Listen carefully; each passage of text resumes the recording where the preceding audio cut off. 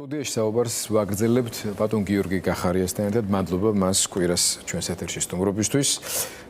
პრინციპში ჩვენ ერთად უსმინეთ ახლა არა მარტო არსებული ვითარების შეფასების ნაწილს, არამედ იმ მოლოდინებს, რომელიც არსებობს საზოგადოებაში, იმ გავლენებს, რომელსაც საერთაშორისო პოლიტიკას რაც აქვს საქართველოს შიდა პოლიტიკაზე. შეგვიძლია ვთქვათ, რომ არაფერი თითქოს მოულოდნელი არ ხდება, მაგრამ გაურკვევლობის განწყობამ უფრო მეტად მოიმატა.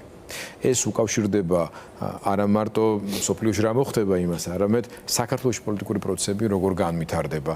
დღეს გადაცემაში ქონდა ექსკლუზივი, სადაც საფრანგეთის ევროპის საქმეთა მინისტრმა კიდევ ერთხელ არა მარტო მისი ქვეყნის ევროკავშირის ძალიან ბევრი სახელმწიფოს პოზიციაც გამოხატა საქართველოს პოლიტიკური ვითარების გადატვირთვის, განმუხტვისთვის, ახალი არჩევნების ჩატარების მიზანშეწონილობაზე. ეს ყველაფერი გვესმის, მაგრამ თითქოს ქვეყნის შიგნით ვართ ერთის მხრივ ამ რაღაც უძრაობის მდგომარეობაში, მეორეს მხრივ ხელისუფლების ისეთ ქმედებებს რეჟიმისას ვადევნებთ თვალს, რომელმაც თითქოს ახალგანზომილებაში გადაიყვანა ვითარებაზე კონტროლის მექანიზმები. თქვენ როგორ შეაფასებთ სიტუაციას უწყვეტი არჩევნებიდან 100 კი არა 113 დღეს აგერ უკვე და იმას როგორ იქცევა ხალხი, აქტივისტები, საზოგადოება, პოლიტიკური პარტიები? გამარჯობა გიორგი.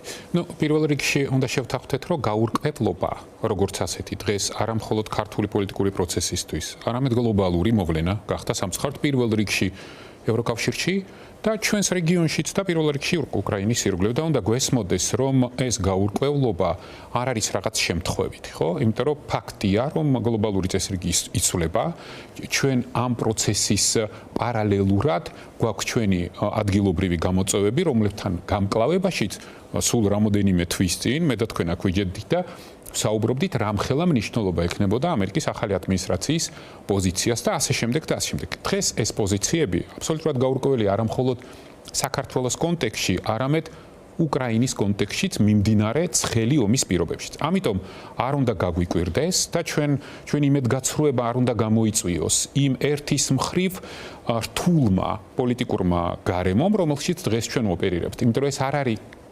საქართველოში მხოლოდ. ეს დღეს სამწუხაროდ გლობალური მოვლენა. ეხლა რაც შეეხება იმ პროტესტს, რომელიც მიმდინარეობს, მე კიდევ ერთხელ მინდა თითოეულ ამ პროტესტის მონაწილეს ადამიანს, რომელიც ერთხელ მაინც იყო ამ აქციაზე, მადლობა გადაუხადო, იმიტომ რომ მერწმუნეთ, მათ უკვე ძალიან დიდ შედეგს მიაღწიეს. შედეგი გახლავთ ის, რომ დღეს საერთაშორისო დონეზე ობიექტურად არის შეფასებული როგორც არჩევნები, ასევე დღევანდელი ხელისუფლების სახე, მათი რეალური შინაარსი და ყველა ძალიან კარგად ესმის, რომ დღეს საქართველოში ძალაუფლებას ეფექტურ კონტროლს ქვეყანაზე ახორციელებს ძალა, რომლის საერთაშორისო ორიენტაციები გაურკვეველია, რომლის დემოკრატიული ინსტიტუტები საერთოდ ჩამოშლილია, რომელმაც გააყალბა არჩევნები და ასე შემდეგ და ასე შემდეგ. თუმცა ყველას უნდა გვესმოდეს, რომ იმ გეოპოლიტიკური გამოწვევების ფონზე, რომელსაც დღეს პირველ რიგში ევროპა და ჩვენი რეგიონი შეეჯახა, რა თქმა უნდა, სამწუხაროდ ჩვენი ქვეყნის საკითხი დღეს ნომერ 1 პრიორიტეტი არ არის. გარდა ამისა, უნდა გვესმოდეს, ეხლა ჩვენი გადმოსახედიდან რო შევხედოთ. ჩვენ იმაზე არ უნდა ვფიქრობდეთ დღეს. მე ამაში ღრმად ვარ დარწმუნებული. აი მიმდინარე გამოწვევები გარდა ჰუმანიტარული განზომილებისა, რა თქმა უნდა, ის ადამიანები, რომლებიც დღეს არიან უკანონოდ დაპატიმრებული და ის ადამიანები, რომლებიც დღეს მაგალითად თეატრალური ინსტიტუტიდან გამოყარეს და რომლებიც დააჯარიმეს და რომლებსაც ყოველდღიურად აჯერებენ. ეს ჰუმანიტარული განზომილება ყოველთვის უნდა გვახსოვდეს და ყოველთვის პირველ ადგილზე უნდა იყოს. მაგრამ ყველაფრის მიუხედავად აი სუფთა პოლიტიკური პროცესის ადგილობრივი პოლიტიკური კონტექსტში უნდა გვახსოვდეს, რომ ის პროცესები, რომელიც გლობალურად ევროკავშირში დღეს ხდება, რომ ჩვენი რომ საქართველოს ამ პროცესების ნაწილი არ არის და ამ პროცესებში ჩართული არ არის, ეს უზარმაზარ რისკებს გვიქმნის და ამასთან ერთად უზარმაზარ შესაძლებლობებს უკლავს ქვეყანას მომავალში. ეს ძალიან კარგად უნდა გვესმოდეს და ვინმე თუ უნდა რომ ქვეყნის მშვიდობაზე მომავალში გრძელვადიან სამართლიან მშვიდობაზე ისაუბროს, რა თქმა უნდა, გვესმოდეს, რომ ჩვენ ამ პროცესების ნაწილი უნდა ვიყოთ.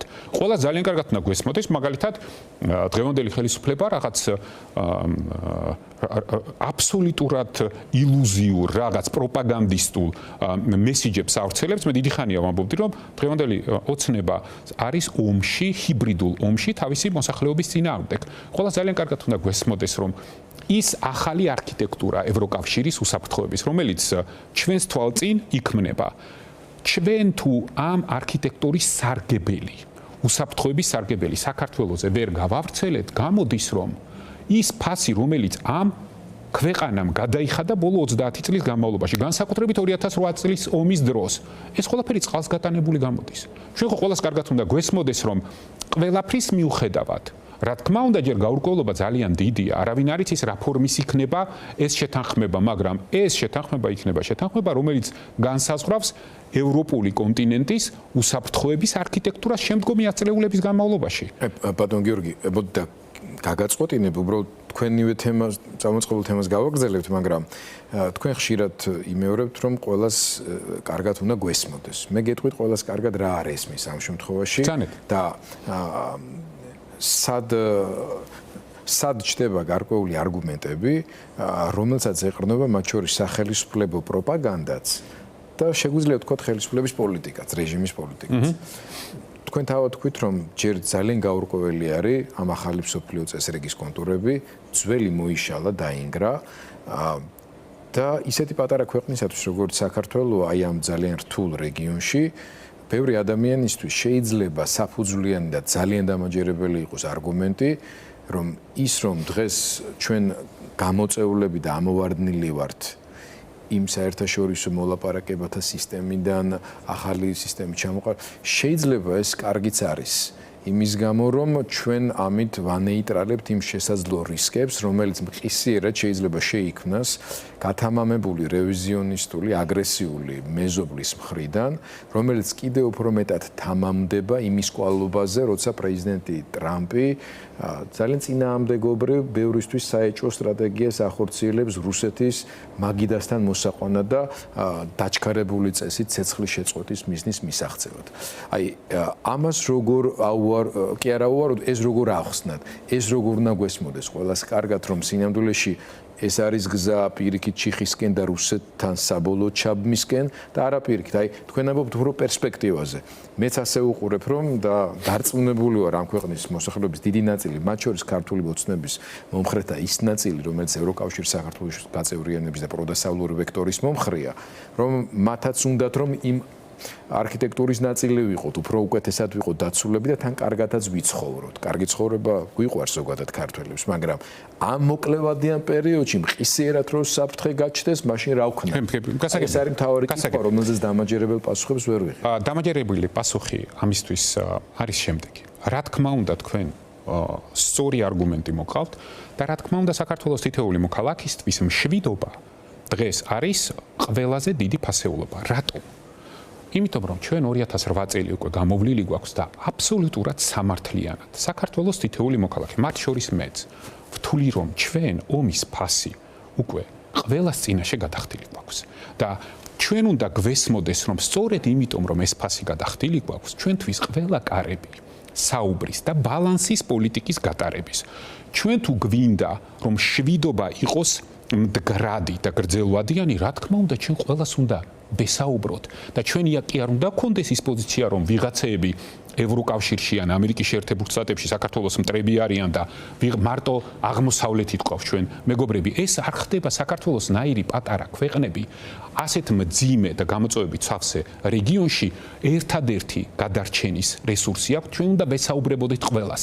ყველაზე დიდი შეცდომა, რომელიც დაუშვა ოცნებამ, როდესაც აი ესე დააფიქსირა მეგობრების და არამეგობრების სტატუსი ჩამოკიდა, აი ესეთი იარლიკი ბოდიშით ჩამოკიდა ყველას. ეს შეუძლია, ეს არ არის სწორი. ამიტომ უნდა გვესმოდეს, აი მაგალითად თქვენ რაც ბრძანეთ ამისთვის, დღეს საქართველოს ხელისუფლება ძალიან აქტიურ კომუნიკაციაში უნდა იყოს თურქეთის რესპუბლიკასთან.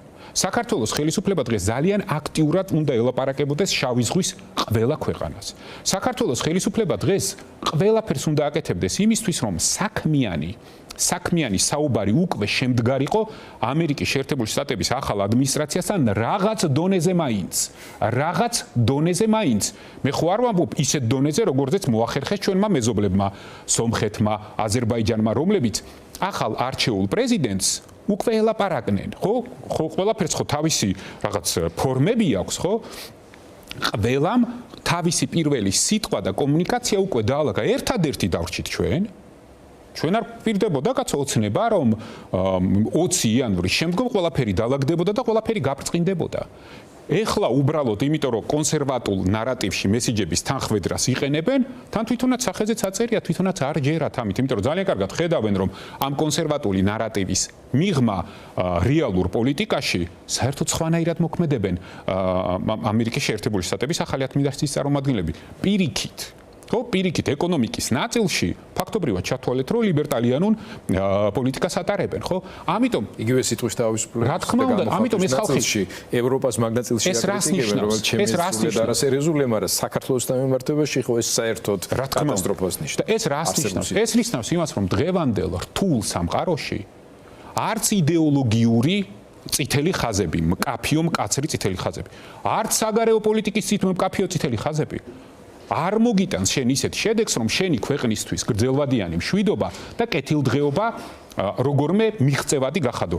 ჩვენ რასაც ხედავთ ახლა, ხდება რა? ჩვენთან ხდება რეგიონის და არა მხოლოდ რეგიონის გლობალურად სახელმწიფოების სახელის დარქმევა, ვიღაცა მტერია, ვიღაცა მეგობარია, ვიღაცა თურმე გადატრიალებას გვიტერე, ვიღაცის დემოკრატიას ვაკრიტიკებთ, ვიღაცის სიტყვის თავისუფლება არ მოგწონს.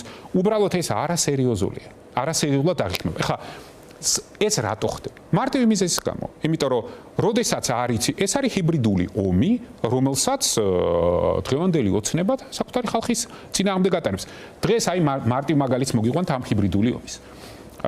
სამწუხაროდ ხანდახან ჩვენს პოლიტიკოსებიც, არ ვიცი, სხვადასხვა ვერთვებით იძულებულიათ, აი ეს დღევანდელი დისკუსია გახსნილი მუნიციპალურ არჩევნებთან დაკავშირებით. ვინ მიიღებს მონაწილეობას? ვინ მაინც უნდა თქვენც მკითხავთ ამას, ხო? ხო, მე კითხავდით, მაგრამ ფორმას ისე შევარჩევდით, რომ იმათი დღის იგი არ ყოფილა. დაგასწრებით. სხვაგვარად კითხავდით. აბაბძანეთ. თუ არა მუნიციპალური არჩევნები, რას აკეთებს მაშინ ახლა ოპოზიცია ზოგადად რო არა ვთქვა თქვენ იმისთვის, რომ გაცხადებული სტრატეგიული მიზანი არჩევნების ჩატარების და პოლიტპატიმრების გათავისუფლების მიღწევადი გახდეს უახლოეს ხანებში, იმიტომ რომ ეს ამბავი თუ კიდე გაგრძელდა ასე თვეების განმავლობაში და ასე ვიარეთ, გამოვა რომ რეჟიმი ჩვეულებრივად კომფორტულად გრძნობს, თლად კომფორტულადაც ვერ გრძნობს, იმიტომ რომ მხოლოდ თემურ ლენგის მემორიალების შემოყვება მთლად, ესე ვთქვათ, სიამაყის საფუძველს არ აღუძრავს.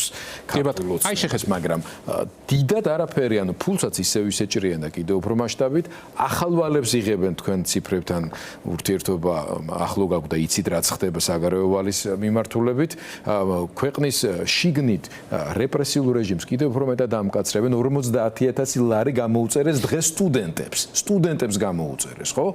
და მე ბევრი მაგალითი შემოთვლა შემიძლია. ვიღაცაები საქართველოს სტოვებენ, ზოგს ამის ობიექტური მიზეზი აქვს, ზოგი სიტუაციას იყენებს და ასე შემდეგ და ნუ აი ვერ გეტყვით რომ მაინცა და მაინც ოპტიმისტური განწყობა დომინირებს დღეს საქართველოში თავისუფლებისთვის მებრძოლების. მესმის ეს. უბრალოდ აი შეხედეთ.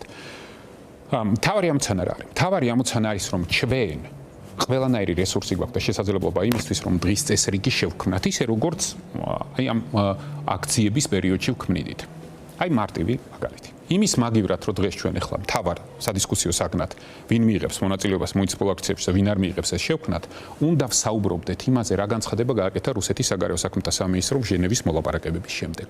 როდესაც პირდაპირ თქვა, რომ წინა საარჩევნო კამპანიაში დღევანდელმა მმართველმა ძალამ პირდაპირ დადო პირობას, რომ მოიხდი და ბოდის. რომ გამოიძიებდა თუ რეალურად ვინ დაიწყო. ეს დღეს არც პოლიტიკურ ველზე, არც მედიაში მთავარი განხილვის საკითხი არ არის.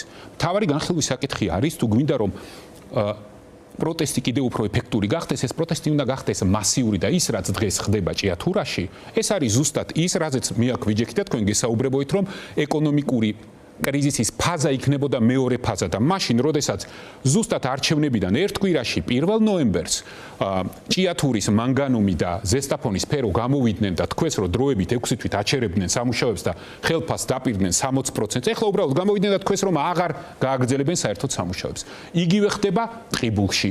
ეს ხო პირდაპირი მაშინ, როდესაც შენი ხელისუფლება, რომელმაც გააყალბა არჩევნები, ამბობს, რომ ეკონომიკური ზრდა აქვს 11%. და პარალელურად ადამიანები სამუშაო ადგილებს ათასობით ჭიათურა ეს 4000 სამუშაო ადგილია.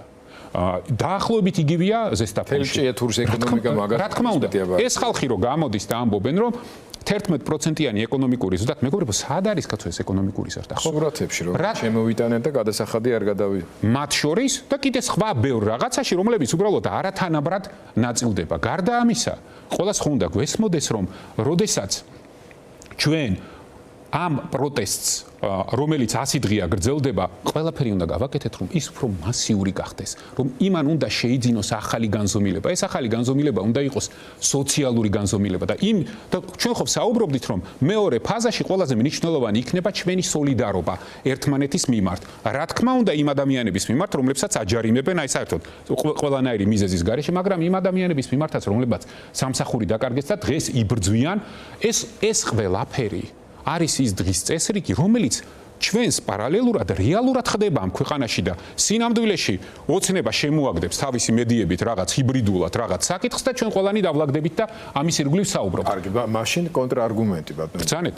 ამ თემებთან დაკავშირებით, მათ შორის ჭიათურის პრობლემებთან დაკავშირებით, ჩვენ გაშუქება და ძალისხმევა არ დაგვიკლია. პრობლემა იმაში მდგომარეობს, რომ პოლიტიკური პარტიებისა და მათი ლიდერების მხრიდან ამ პრობლემების პრიორიტეტიზაცია არ ხდება და მეტიც იშვიათად რო გავიგებთ შეფასებებს ისეთ მკაცრ იმ დონეზე, რომელიც აი პარტიების ლიდერების დონეზე შეიძლება. ესეც აღარ ყოფნის ამ სიტუაციას, იმიტომ რომ მნიშვნელობის და წონის მისანიჭებლად საჭირო არის ოპოზიციური სპექტრის რაღაც თემებთან მიმართებაში საერთო კრიტიკული განწყობის ფორმირება. მედიაც მე ამ მიმართულებით უფრო აქტიური იქნება და ის 5000 კაციც იქ რო დარჩა უმუშევარი წრეებს მარტო ჭიათურის ცენტრალურ მოედანს კი არ დაარტყავს. ალბათ თბილისში ჩამოვა და შეუერთება ამ დიდ პროტესტს. თუ კი აქედან ეს მოლოდინები შეიქმნება, რომ ხარდაჭერა ამ მასშტაბის იქნება. მე იმის თქმა მინდა უბრალოდ, რომ შეუძლებელი არ გამოვყვეთ მაგ ნაწილში, იმიტომ რომ მე პირადად არაერთი, ასე ვთქვათ, მოსაზრება მაქვს ჩემი გადაცემის მეშვეობით გამოქვეყნებული, რამდენად გადამწყვეტი იქნება ამ აქციების შედეგის მიღწევისთვის სოციალური კომპონენტის შემოსვლა და ახლა მართლა გადავედით მაგ ფაზაში. მაგრამ ამასაც ჭირდება მართვა, ორგანიზება, ჭირდება პოლიტიკური შემადგენელი, ჭირდება კოორდინაციის უფრო მაღალი ხარისხი. ამდენად პრეტენზიები, რომელიც ისმის პარტიების მიმართ, ძირითადად უკავშირდება სწორედ ამას. ან სალომე ზურაბიშვილის როლი კიდევ უფრო უნდა გამოიკვეთოს, ან რაღაცა საბჭო იქნება, საკონსულტაციო ორგანო, მართვის შტაბი, ხელისუფლება და რეჟიმი პირდაპირ გაგებით დაჩქარებული წესით რეჟიმის სრულყოფაზე არის გადასული. აქედან წინააღმდეგობას ასევე ორგანიზებულს ხალხი ვერ ხედავს. არა, მე ვფიქრობ, რომ შეიძლება არის გარკვეული ფოკუსის საჭიროება, მაგრამ ხა წინააღმდეგობა, მე მაგალითად შეტანილი გვაქვს არჩევნებამდე პროკურატურაში სპეციალური წერილი გამოძიების მოთხოვნით იმასთან დაკავშირებით, რაც ჭიათურაში ხდება. და რეალურად ბევრი რამე გვაქვს ამ მიმართულებით გაკეთებული და ეს არ არის ის საკითხი, რომელიც ერთ დღეში და ორ დღეში ხდება, განსაკუთრებით, როდესაც ეხა ეს პროპაგანდისტული მანქანა საპირისპირო მიმართულებით მოქმედებს, ხო? მაგრამ ეს თემა, ხო, კიდევ უფრო გაგრძელებადია. ხო, ეს ხო არ არის მარტო იქ რუსეთის საგარეო საქმეთა სამინისტროს ჭიათურის თემა. აი მარტივი რაღაცა, ხო? ჩვენ შეიძლება უზომოთ ვიდავოთ, არ ვიცი, ვინ მიიღებს მონაწილეობას ან ვინ არ მიიღებს. ეს ხო მარტივი მოცემულობა ორ ცუდ გადაწყვეტილებას შორის ვიღაცა მიიღებს უფრო ცუდს, ვიღაცა მიიღებს აი ამავე დროს აი როგორი ნარატივით აკეთებენ, რომ ოპოზიციას ეშინია არჩევნები. სინამდვილეში ფაქტია, ხო, რომ დააკვირდე ქმედებებით, რა თქმა უნდა, ხელისუფლებას ეშინია არჩევნების. სწორედ ამიტომ შეცვალა სრულად საკანონმდებლო ბაზა საარჩევნო. აი მარტივი, ხო, აი ელემენტარულ რაღაცებზე ვსაუბრობთ, რაზეც უფრო მეც უნდა ვესაუბრებოდეთ ამ ხალხსა, ამ ადამიანებს ტელევიზიიდან პირველ რიგში და აქციებზეც. თბილისის საკრებულოში 50 დეპუტატიდან 10 იყო მხოლოდ მაჟორიტარი. დღეს ოცნებამ შეცვალა ყველაფერი და მაჟორიტარად გახადა 25. თბილისის საკრებულოებში, საკრებულოებში ბარიერი იყო 2 და 5%. დღეს გახადა 4%. ესე იგი, როგორ წარმოგიდგენთ, თამას რო თავი დავანებოთ და მედიაც რომ მივაყოლოთ, როგორ შეზღუდვებს აწესებს მედიასთან მიმართებაში, როგორ ფიქრობთ ახლა ხელისუფლება, რომელსაც ჯერა თავისი სიძლიერის და გამარჯვების, აი ამას გააკეთებს? არა, მაგრამ აბალანსებს, ანუ აი ამ თავის რეპუტაციის, ნდობის და ლეგიტიმაციის და მხარდაჭერის ნაკლებობას აბალანსებს რეპრესიული სისტემის ჩამოყალიბებით და გამყარებით. ზუსტად ამაზეა საუბარი. არ ფიქრობ ასე პირობებში არჩევნების მიღებას მაშინ საერთოდ რა აზრი ექნება ნებისმიერ შიგნით საპარლამენტო კინეთვითმართვა. კი ბატონო, მაგრამ შეხედეთ აბალანსებს, როდესაც ამბობთ, ხო, აქ ხო მარტივი მოცემულობაა, ხო? რეალურად ხელისუფლება დღეს ყველაფერს აკეთებს იმისთვის, რომ როდესაც საპარლამენტო არჩევნებზე დაინახა, რომ გაყალბებული არჩევნების შედეგადაც თბილისი წააგო, ხო? იქმნის იმ ინფრასტრუქტურას, რომ თავი დაიცვას, თავდაცვის ახალ ხაზებს ალაგებს. ეს ხდება აქ მეტი არაფერი, ხო? იმის მაგივრად, რომ ჩვენ ახლა ყველანი კონცენტრირებული ვიყოთ ამაზე და ხვალდაზე ხელისუფლებას ხო დაჭირდება არჩევნებისთვის გავიდეს საერთაშორისო დონეზე და დამკვირვებლებს დაუძახოს. მაშინ, როდესაც წინა სადამკვირვებლო დასკვნებიდან საერთოდ რაღაცა გაითვალისწინა კი არა, კიდე უფრო გააუარესა, ხო? ჩვენ ხო ყველას კარგად გვესმის, აი საბოლოო დღეს რასაც აკეთებს ოცნება. და ჩვენ არ უნდა ვიყოთ ამაში მას ხელი კი არ უნდა ოცნება ცდილობს მუნიციპალური არჩევნების საკითხით ჩაანაცვლოს ის მიმდინარე პრობლემები, რომლებშიც მართლა აგებს და ჩვენ შეგვიძლია ამასთან დაკავშირებით ღირს წესრიგი პირიქით შევქმნათ. მაშინ, როდესაც ახლა როგორ წარმოგიდგენიათ მარტივი კითხვა, თუ ოცნება ამბობს, რომ ევროპა ცუდია. ამერიკის შეერთებული შტატები ახლა ბოლო 2 კვირის განმავლობაში განცხადებები მოეწონათ და შეცვალეს, თორემ მანამდე ამერიკის შეერთებული შტატები იყო მთავარი ბოროტება ამ ქვეყანაში, ხო? მაშინ როდესაც რუსეთის ფედერაციის საგარეო საქმეთა სამინისტრო მსგავ განცხადებებს გეუბნება პირდაპირ დაიწყე ახლა შენ რასაც ლაპარაკობ იმის შესაბამისად შემდეგი შენი ნაბიჯი უნდა იყოს აფხაზეთის საოკუპაციო ხაზის დელიმიტაცია და დემარკაციის პროცესის დაწყება და დაიწყე დროზე გელოდებითო ფაქტობრივად ქვეყნის დაშლის აღიარება. რა თქმა უნდა, დაიწყე დროზე გელოდებითო და ჩვენო დარწმუნებული ვიყავითო რომ საარჩევნო დაპირებებში რასაც ოცნება ახმოვანებდა და რაც ქონდა მას თავის პროგრამაში იმის განხორციელებას დაიწყებს და ველოდებითო ამასო. ამიხსენით. თუ აი ესე წრეში ყველასთან თქვენ ხო არ გონიათ ახლა რომ მეზობლებთან არ მინდა ვინმეს ის კიდე უფრო გავამძაფრო რაღაც დაალაგებული აქვთ და მაღალი ნდობის ხარისხი აქვთ რა თქმა უნდა არა. ხო? რა თქმა უნდა არა. ვისთან აქვთ დაალაგებული? ან რა აქვთ დაალაგებული? გარდა იმისა რომ ჯარიმები გამოუწერონ თავიდან ჯერ ფიზიკურად უსწორდებოდნენ, ძალადობდნენ ადამიანებს. მერე მიხვდნენ რომ ამას უკუ რეაქცია მოყვებოდა, ახლა ჯარიმებზე გადავიდნენ და ფულს იპარავენ ეფექტურად. რაშიც მართლა რაც კარგად გამოსდით, ხო? და ის მედია ჩაკეტეს და ამ პროპაგანდისტულ ნარატივებს როგორც ჩანს დაქირავებული ყავთ ეგ ვიღაც ეფექტური ნიუსმეიკერები და აფცელებენ. აი რა დაალაგეს? ერთი ხო შეიძლება ვთქვათ, რომ აი ეს დაალაგეს ის რომ 100 დღის განმავლობაში პროტესტია დაალაგეს ის რომ არც ერთი საერთაშორისო ორგანიზაცია და არც ერთი ქვეყანა არ აღიარებს გარდა მეზობლების. ხა მეზობლები რა თქმა უნდა გვაღიარებენ, იმიტომ რომ ყოველდღიურე საოპერაციო ურთიერთობები აქვს ჩვენთან.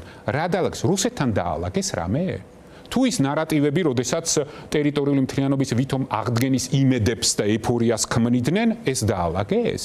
აი რა დაალაგეს საერთოდ ხო შეიძლება რომ ვთქვათ რომ აი ეს გააკეთეს რა დაალაგეს ძალადობა არ არის სამართლიანობა დააწესეს რა დაალაგეს ნაცები დაამარცხეს აი ხო უნდა ვთქვათ საბოლოო ჯამში დაალაგეს ერთადერთი თავისი პერსონალური სივრცე ძალიან ბევრი დაცვა დაიყენეს ძალიან ბევრ ფულს იპარავენ აი ეს დაალაგეს და შესაბამისად ყველას კარგად უნდა გვესმოდეს რომ ქვეყანაში სადაც ეკონომიკური ზრდა არის 11% და ადამიანების ემიგრაციის პროცენტი ყოველთვიურად იზრდება და თან კეთილდღეობის მაჩვენებელი მცირდება და ყოველდღიურად სოციალურ დაუცველი სტატუსზე მიმართვიანობა კიდევ უფრო იზრდება. რა თქმა უნდა, ჩვენ უნდა ყველას გვესმოდეს, რომ ჩვენ უსამართლო გარემოში ვცხოვრობთ.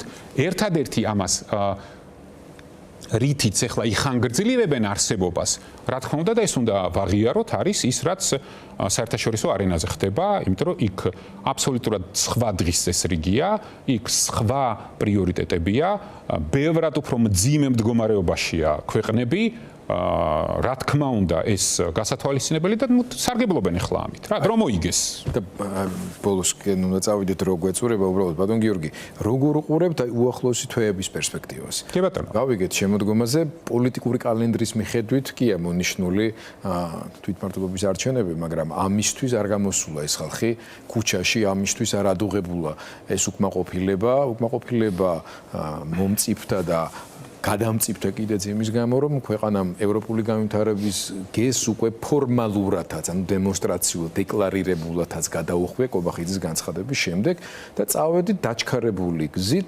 ბელორუსიზაცია კიდე შემიძლია რამდენიმე ქვეყანა დაუმატო ასე ვთქვათ ამ ჰიბრიდის მიმართულებით. ცემა, მათ შორის ახალგაზრდა გოგონების ცემა, სხვათა შორის რო ვიძახით რომ თითქოს ძალადობა ჩაანაცვლეს, არა, უბრალოდ შერჩევითი გახადეს. კი, შერჩევითი გახადეს. შერჩევითი გახადეს, აი მასობრივ ძალადობას არ ახდენენ, ასე შერჩევითებით 1-2 დღის ნიუსს გადაფარავს მე სხვა და თითქოს ის გადავა უკანა პლანზე, ამით ამ ახალგაზრდეს და ამ ყველაზე აქტიურ ადამიანებს აიძულებენ რომ ან ქვეყანა დატოვონ ფიზიკური უსაფრთხოების პრობლემების გამო, ან უბრალოდ დავარქოთ ამას შინაგან ემიგრაციაში წავიდნენ. საჯარო სამსახურებიდან ყველა პროფესიონალს და სამოქალაქო ღირსების მქონე ადამიანს ან ყრიან უბრალოდ ქუჩაში და ან აიძულებენ რომ უბრალოდ აღარ იაქტიუროს.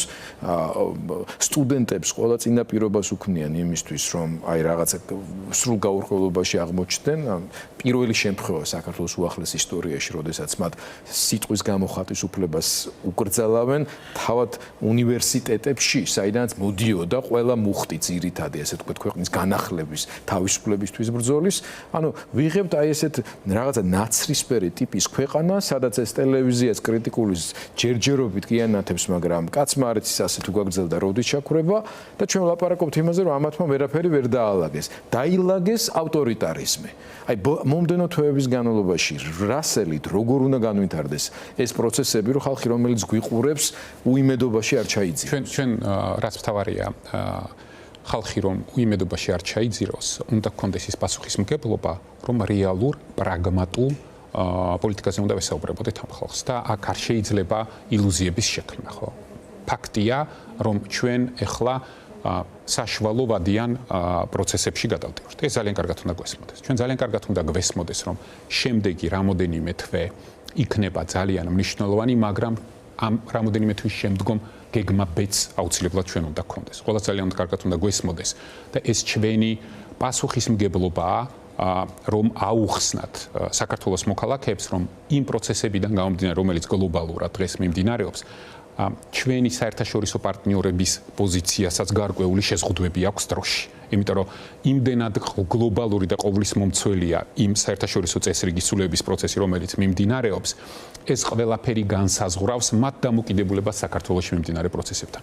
ჩვენ ეს ყველაფერი უნდა გვესმოდეს და მზად უნდა ვიყოთ იმისთვის, რომ ეს ჩვენი ბრძოლა შეიძლება გაგრძელდეს 1 თვეც, 2 თვეც, 3-ც და 5-ც და უნდა გვესმოდეს ეს და შეიძლება უფრო მეტიც. ისიც ძალიან კარგად უნდა გვესმოდეს, რომ რაც არ უნდა მოხდეს პოლიტიკურ პროცესში, ხო?